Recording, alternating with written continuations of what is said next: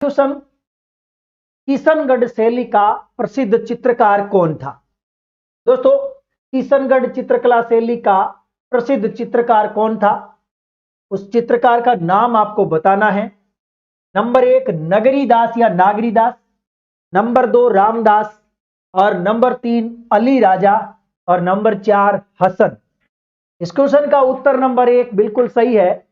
दोस्तों, इस क्वेश्चन का जवाब नंबर 1 होगा नागरीदास। वैसे देखा जाए तो किशनगढ़ चित्रकला शैली, राजस्थान में जितनी भी चित्रकला शैलियां हुई है, प्रत्येक चित्रकला शैली की अपनी विशेषताएं हैं। किशनगढ़ की बात करें तो यहां पर सबसे इंपॉर्टेंट जो शब्द निकल करके आता है वो है बणी ठणी, अर्थात नारी सौंदर्य।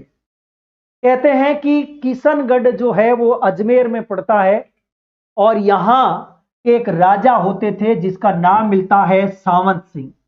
दोस्तों, सावंत सिंह के बारे में आप सभी जानते होंगे, नाम सुना होगा सावंत सिंह।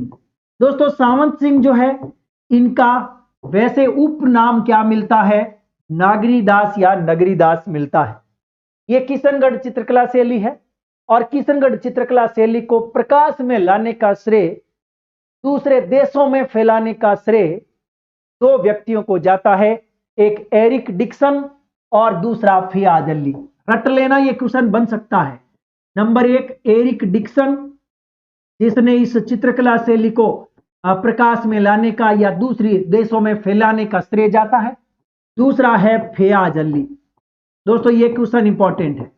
एक चीज और क्लियर कर देता हूं कि एरिक डिक्सन ने किशनगढ़ चित्रकला शैली में जो बणी ठणी नामक चित्र बनाया गया कि एक बेहतरीन कलाकार के द्वारा, उसे भारत की मोनालिसा कहा है। दोस्तों, आपको याद रखना है, एरिक डिक्सन ने किसको भारत की मोनालिसा कहा है? बणी ठणी को। और आपसे यह पूछा जा सकता है कि बणी ठणी नामक जो चित्र है वो किसने बनाया? दोस्तों, एक बहुत ही गजब की चीज मैं आपके सामने लिखना चाहता हूं।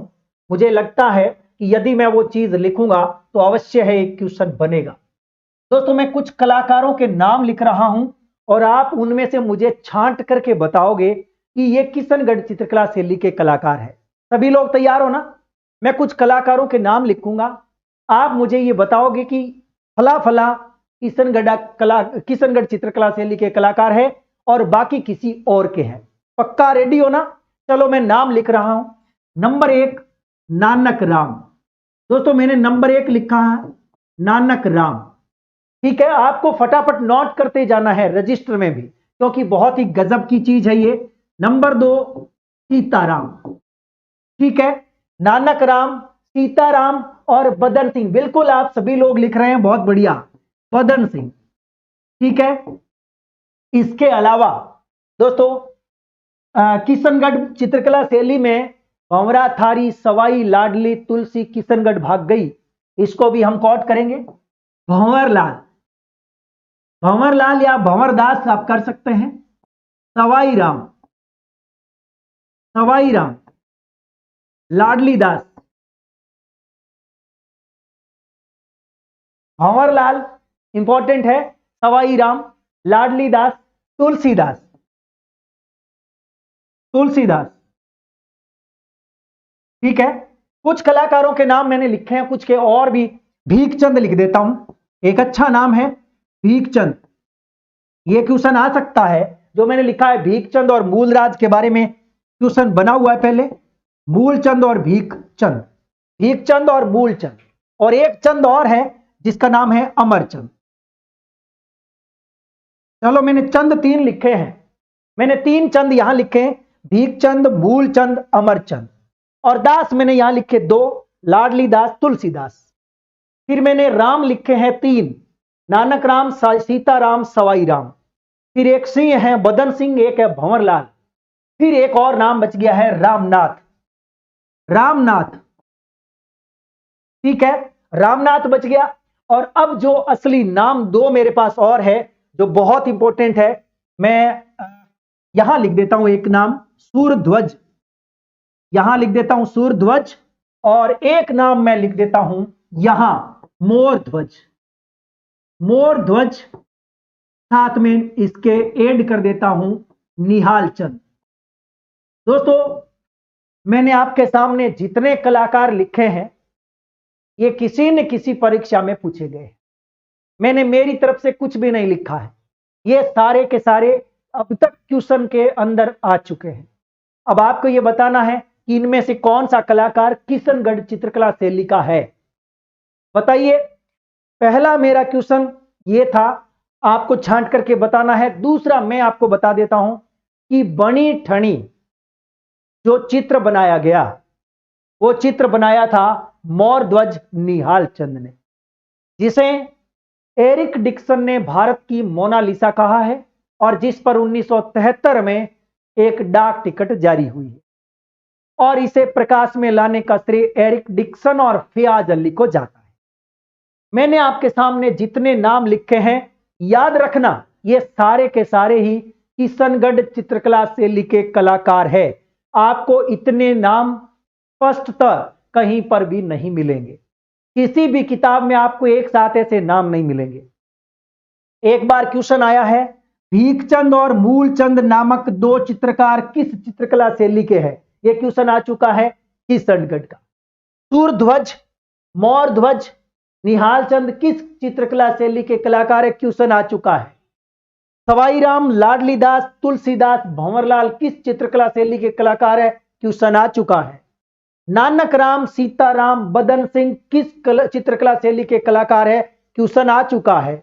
और अमरचंद, बहुत गजब का चांदनी रात की संगीत गोष्ठी, चांदनी रात की संगीत गोष्ठी नामक चित्र किसने बनाया? अमरचंद ने। ये सारे के सारे क्वेश्चन आ चुके हैं। मैं ऐसा नहीं है कि इधर से उठाया उधर बोल दिया, ये सारे क्वेश्चन आए हुए हैं। रट लो, लिख लो, ये सारे के सारे चित्रकार किशनगढ़ चित्रकला शैली के हैं। एक तकड़ी चीज मुझे याद आती है, वो मैं आपको बताना जरूरी समझता हूं।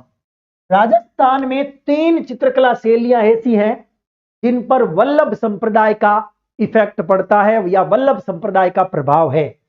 दोस्तों, वल्लभ संप्रदाय का प्रभाव याद रखें, वल्लभ संप्रदाय का प्रभाव राजस्थान में 3 चित्रकला शैलियों पर। नंबर 1 याद रखेंगे नाथ द्वारा, नंबर 2 आप याद रखेंगे किशनगढ़ चित्रकला शैली, वेरी इंपॉर्टेंट है, और नंबर 3 याद कर लेना कोटा। इन तीनों पर वल्लभ संप्रदाय का प्रभाव है। ये क्वेश्चन आ चुका है। एक बार क्वेश्चन आया था कि आपको के बेसरी नामक आभूषण, बेसरी, बेसरी नामक नाक का आभूषण है, ये इसका है नाक का। बताओ ये कौन सी चित्रकला शैली का है? किशनगढ़ का है। नारी सौंदर्य, कुंज युक्त भवन, नौका विहार, और एक गजब की बात, जब सूर्य उदय होता है या अस्त होता है तो बादल सिंदूरी रंग का नजर आता है। सिंदूरी रंग के बादल के चित्रकारी की बात करें तो वो भी किशनगढ़ है। याद रखना, ठीक है? बादलों का सिंदूरी चित्रण, वेरी इंपॉर्टेंट, ये भी आप याद रखें। ये भी कहां का है? किशनगढ़ का है।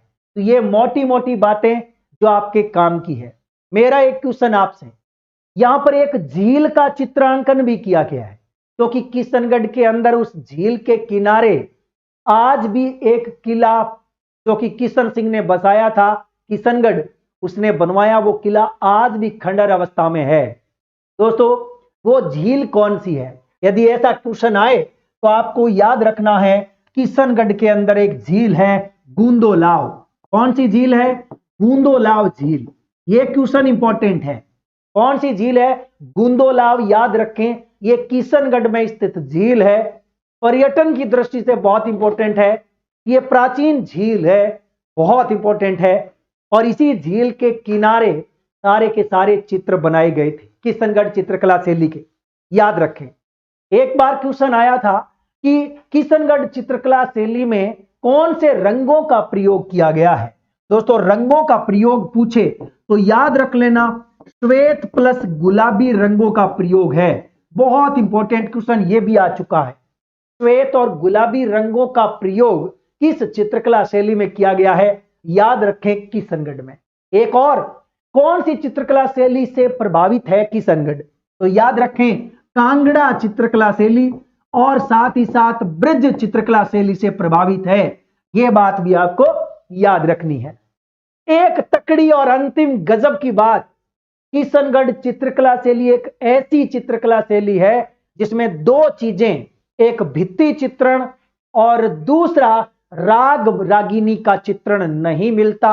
याद रखना, यदि आपसे पूछा जाए कि वह कौन सी चित्रकला शैली है जिसमें भित्ति चित्रण, कौन सा चित्रण, भित्ति चित्रण नहीं मिलता और राग रागिनी का चित्रण भी नहीं मिलता, वो कौन सी है? किशनगढ़। रट लेना, गजब का क्वेश्चन है।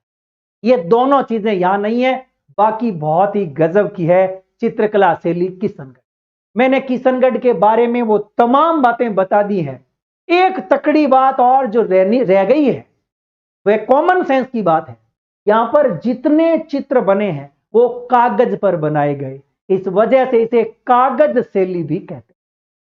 जैसे कोटावाली में शिकार हुए तो क्या कहते हैं? शिकार शैली।